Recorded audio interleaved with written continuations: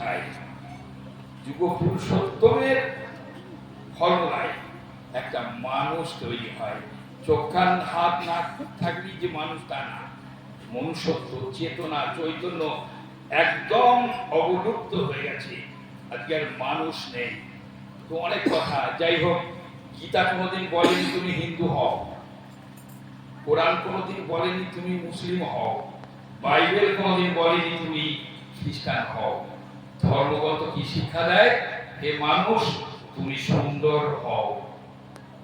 ঠাকুর বলছে, সুন্দর দেখিয়া সুন্দর হইব, সুন্দর করিব সার, ও দুটি চরণ জড়াই ধরিব, ছাড়িব না কবু আর। মায়ের ইচ্ছা ইঞ্জিনিয়ার, বাবার ইচ্ছা ডাক্তারি, জেঠুর ইচ্ছা উকিল হব, দাদুর ইচ্ছা মাস্টারি। ইচ্ছাগুলো কেমন যেন ভেবি আমি থর, কেউ আমায় বলবে না তো খোকা মানুষ। আজকে উদ্দেশ্য শুনলেন, সদ্য অশোকদাদার নাতি নাতনির জন্মদিন উপলক্ষে গুরু পূজা। আমি প্রভুর কাছে মানুষ হওয়ার জন্য, যাতে এরা সত্যি সত্যি প্রকৃত মানুষ হয়ে ঈশ্বরপথে চলতে পারে। সময় একদমই নেই। কি বলবো, একটা গল্প বলি। আমরা সংসারে জীব, সত্যি সত্যি ঘটনা, ছোট। তো একটা ব্যাঙ নতুন বিয়ে করেছে, তার বউ ব্যাঙকে জিজ্ঞেস করছে, ব্যাঙ এই সংসারে কে কার, কে কার, কে কার? ও গ্যাঙ্গে পড়ে ডাকি। বউ ব্যাঙ বলছে, তুই মোর মুই তোর, তুই মোর মুই তোর। ব্যাঙ কোথায় থাকে? জলাশয়ে। সাপ কোথায় থাকে? আশপাশ। এখন ওই সাপ বহুকে বলছে, বহু 100-200 খাদ্য আমার জন্য তুমি রেখেছো, আমার প্রতি তোমার কত দয়া, একটা তো নিশ্চয়ই আমি পাবো। খুব সন্তর্পণে গিয়ে ওই ব্যাংকে খবরে ধরে ফেলেছে। ওরা প্রেমালাপ করছে, নতুন বিয়ে হয়েছে, ধরে ফেলেছে। তাই না দেখে বউ ব্যাংকটা 3 হাত দূরে লাফিয়ে চলে গেছে। এখন এই ব্যাংক তো সাপের মুখে চেঁচাচ্ছে, কে কার, কে কার, কে কার, কে কার। আর বউ ব্যাংক 3 হাত দূর থেকে বলছে, যে যার সে তার, যে যার সে তার। গল্প শেষ। আমার সত্যি সত্যি 3টে ছেলে, মেয়ে নেই। 3টে বউ আমার মেয়ে। সত্যিই তাই, খুব ভালো লাগে অশোকদের বউ দেখে। ভালোবাসা সত্যি, এগুলো একটু আলাদা কথা। আমার বিয়ে জানে, এখানকার মেয়ে আপনারা অনেকে জানেন। যাই হোক, তো ঘটনা হচ্ছে, তাহলে আমার 3টে ছেলে, আমার যতক্ষণ যৌবন আছে, যতক্ষণ ইনকাম আছে, ততক্ষণ কিন্তু সংসারে তুই মোর মুই তোর, তুই মোর মুই তোর। যেই আমার ইনকাম বন্ধ হয়ে যাবে, যৌবন চলে যাবে, আমার ছেলেরা কি করবে জানেন? হয় বৃদ্ধাশ্রমে তানালি স্টেশনে বসিয়ে দিয়ে আসবে, আর তাহলে ঘরে তালা দিয়ে ছেলে বৌমা বাইরে চলে যাবে। তাই ঠাকুর বলছেন, ইষ্টের চেয়ে থাকবে আপন, ছিন্ন ভিন্ন তার জীবন। শাম রাখলে শাম থাকে, কুড়ো থাকে। শাম ছেড়ে যদি কুল নিয়ে ব্যস্ত হই, শামও থাকে না, কুড়ো থাকে না। একটা প্রবাদ বাক্য আছে, যখন তোমার কেউ ছিল না, প্রভু বলছেন, তখন ছিলাম আমি, এখন তোমার সব হয়েছে, পর হয়েছি আমি। আবার যখন তোমার কেউ থাকবে না, তখন থাকবো আমি। ভালো করে ভেবে দেখেছো কি তুমি? ঈশ্বরীদের কথা বলছেন, একটা পানি শোনেন। ঠাকুর বলছেন, ঠাকুর তোমার আপন করো, দীক্ষা যেদিন নিলে নিজের ভালো, নিজের খাওয়া চললো ভালো, তার দরে কি দিলে? পিতা মাতা ভগ্নী ভাতা সবাই তোমার আপন জন, তাদের খাওয়া কম হলে ঠিক থাকে কি তোমার মন? ঠিক এইরূপ যদি ভাবতে পারো, ঠাকুর তোমার আপন জন, তাহার সেবা আগে দিলে স্বস্তি পাবে তোমার মন। গুরুর ভিক্ষা আগে দিও, ঈশ্বরীতি যারে কয়, হৃদয় ভরা ওই অবদান, যেমনি জাগে তেমনি জয়।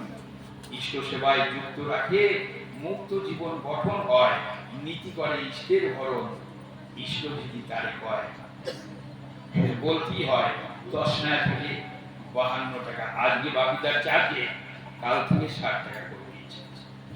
আরো 8 টাকা 7 টাকা 52 52 8 টাকা বাড়িয়ে দেবো কাল থেকে। বুঝতে পারছেন তো, সুশ্রী লাগছে। तूने जो कमाया है दोस्त खाएगा, खाली हाथ आया है तू खाली हाथ जाएगा। ছোট্ট একটা গল্প বলে আমি শেষ করবো, কি বলবো। ঘটনা এটা, গল্প নয়। স্বামী স্ত্রী, স্বামী খুব বা বউ খুব মোটা।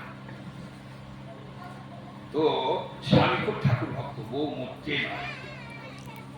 এখন বইয়ের একটা অবগুণ আছে, এই আমাদের অবগুণটা একটু বলে দিই, তারপর ওটা গল্পটা থাকবে। কবি সাহেব বলছেন, দণ্ডিকা চলন রূপ না কঠিন, নিষ্ঠা কাটি जिसको বিভব হওয়া পর ঢেউ লাগাইয়ে মিঠা ব্যবহার जिसको। দণ্ডিকা চলন বাজনদার যে কথা দিয়েছিল আজকরা, বউ বিটুইয়ে ঠাকুর বলছেন, গোহত্যা, ব্রাহ্মণ হত্যা, গুণ হত্যা, মহামহাপাপ করো আমি ক্ষমা করবো, কথা খিলাপের ক্ষমা নেই। তাহলে এই গো বিটুইন মহাপাপ, এইটার উঠা খুব কষ্ট, আমাদের অভ্যেস হয়ে গেছে। নিষ্ঠা কাপি जिसको বহুর প্রতি যার টান আছে, বিভব হওয়া পর ঢেউ লাগাই, বিভবের টাকা পয়সা। ঠাকুর বলছেন টাকা পয়সার হয় না অভাব, করলে ইষ্ট ভীতি যেমন ভাবে যুগবে রে তোর, থাকলে ইষ্ট প্রীতি। প্রীতি, ইষ্ট প্রীতি।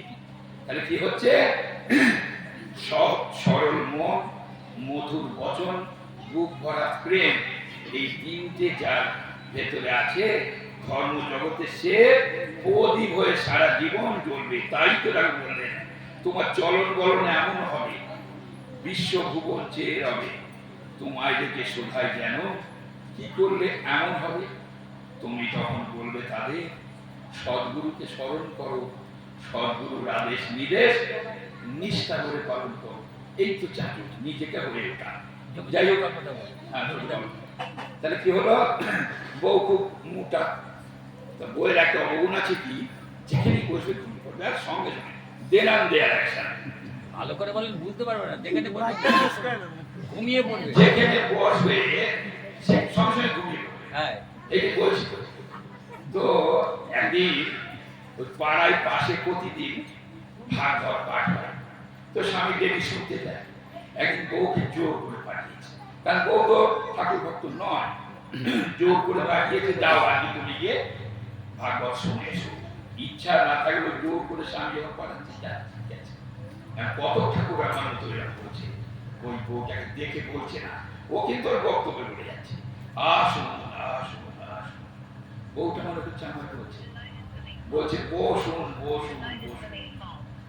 পরে কথা, বসুন বসুন বসুন, ও মনে করছে আমাকে বলছে। এবার যেই বসেছে তুমি করছে, সঙ্গে করতে অভ্যেস। অনুষ্ঠান শেষ হয়ে গেছে, ওইবার চেঁচামেচি হয়ে গেছে, যদি এখনই বন্ধ হয়ে যায়, একটু চেঁচামেচি হবে। বউটা কম হয়ে গেছে। কত ঠাকুর বলছে, এবার আপনি গৃহে ফিরে যান। ওকে বলছে না, তোর বক্তব্য বলছে, ও মনে মনে করছে আমাকে বলছে। যাই হোক, বাড়ি চলে গেছে। স্বামী জিজ্ঞেস করছে কেমন ভাগবত শুনলে, বলছি খুব সহজ, আসুন আসুন আসুন, বসুন বসুন বসুন, এবার আপনি গৃহে ফিরে যান। বলছে হ্যাঁ, ওটাই মন্ত্র, তুমি একেবারে গভীর ভাবে তুমি ওটা জপ করো। যথারীতি জপ করে যাচ্ছে। পরের দিন গভীর রাত্রে চোর এসেছে, শীত কেটে, বুঝতে পারছেন, তখন চোরের খুব উৎপাত ছিল। তার শীত কেটে, আর বউটা কিন্তু বুঝতে পারে গভীর রাত্রে মাথা যে পড়েছে, মানে দেয়ালে মেঝে তো মাথাটা ঠিক বের করেছে। বউটা তো বুঝতে পেরেছে, ও কিন্তু জব করে আছে, আসুন আসুন। চোর মনে করছে, ওরে বাবা কোন দেবী, পেছনেও চোখ সামনেও চোখ। উঠতেছে, বলছে বসুন বসুন বসুন। চোর দিকে বসতে বলে, ও এই কথা শুনে পাড়া জানতে ফেলছে যে মা আপনি দেবী, আপনার সামনে চোখ পেছনে চোখ, আমি নাক কান মুচ্ছি, জীবনে আর আপনার বাড়ি থেকে আমি থাকবো না। একেবারে চরম ভাবে হাতে পায়ে ধরে বলছে আমি দেবী, বারবার এই কথাটা বলছে। তখন বউটা ওই যে বিষ্ণু, এবার আপনি গিয়ে ফিরে যান। যেই বলেছে একেবারে পরিমরি করে ছুটে চলে গেছে। পরের দিন সকালে স্বামীকে বলছে, দেখো এরকম চোর এসেছিল, তোমার বীজ মন্ত্রের খুব শক্তি, খুব মানে আমি নাম করেছি, এরকম চোর এসেছিল, একেবারে বলেছে আমি আর মানে নাক কান মুড়ছি, জীবনের দিকে তাকাবো না, নাক কান মুড়ছি। ঠিক আছে, তখন স্বামী বলছে দেখো এই একদিনই ভাগবত শুনে যদি সম্পত্তি টাকা পয়সা রক্ষা হয়, তাহলে ডেলি ভাগবত শুনলে কত কি রক্ষা হবে। আমাদেরও ঠিক তাই। এখন কি ইষ্টগুরু পুরুষোত্তম পতি গুরু বংশধর এর শরীরে সুপ্ত থেকে জ্ঞান তো তিনি নিরন্তর। এখন কি ডিপিওয়ার বর্তমান আচার্যদেব কি বলছে, কোমরে ব্যথা ডিপিওয়ার, হাঁটুতে ব্যথা ডিপিওয়ার, স্বামী স্ত্রীতে মিল নেই ডিপিওয়ার, ছেলের চাকরি নেই ডিপিওয়ার, মেয়ের ভালো জায়গায় বিয়ে হচ্ছে না ডিপিওয়ার, পাড়া পড়শির সঙ্গে মিল নেই ডিপিওয়ার। সব সমস্যার সমাধান ঠাকুর বলছে ডিপি, সব সমস্যার সমাধান জানি শিষ্য প্রতিষ্ঠান। আর আমি বলি সব সমস্যার সমাধান জানি ডিপি হওয়ার কর্ম প্রতিষ্ঠান। একটা কানা এবং কুৎসিত ভক্ত ছিল, কানা এবং কুৎসিত, দেখতে খারাপ কানা, ভগবানের কাছে কঠোর সাধনা করছে, ভগবান সন্তুষ্ট হয়েছে, বলছে বৎস তোমার সাধনায় আমি সন্তুষ্ট, তুমি বর প্রার্থনা করো, তবে একটা রুটি চাইতে পারে। এখন ও চিন্তা করছে আমি তো কানা, চোখ ফোটাবো, অর্থ নেই, গরিব, কুৎসিত ব্যক্তি কি চাইবে, একটা রুটি চাইবে না। গুরুদেব ছিল, গুরুদেবের কাছে গিয়ে বলছে গুরুদেব এরকম একটা বর পেয়েছি, আমি কি চাই। গুরুদেব বলল তুমি এই বর চাও, আমি যেন দেখে যেতে পারি আমার নাতি, নাতি আমার নাতি সোনার থালায় ভাত খাচ্ছে। ভালো করে চিন্তা করে কথা, আমি যেন দেখে যেতে পারি চোখ উঠলো, সুন্দর হলো, বিয়ে হলো, ছেলে হলো, ছেলের বিয়ে হলো, নাতি হলো, অবস্থার পরিবর্তন ঘটলো, সোনার থালা এলো, ভাত ভাত দেখে যেতে পারো। আমাদেরও ঠিক তাই, সব সমস্যার সমাধান জানিস ডিপি হওয়ার কর্ম প্রতিষ্ঠান। আর বলবো আর একটা মিনিট বলবো, একটা মাতৃভক্ত ছেলে ছিল, মা যাবো তো তাই শুনে। এখন মা একদিন বলতে চাই আমার তো বয়স হয়েছে, তুই একটা বিয়ে কর।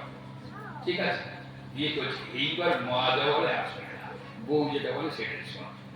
একদিন এই বউ মানে এই কাছে বলছে খালি তুই তো আগে আমার কথা খুব শুনিস, এখন আর আমার কথা শুনিস না, বউয়ের কথা শুনিস, ব্যাপারটা কি বলতো।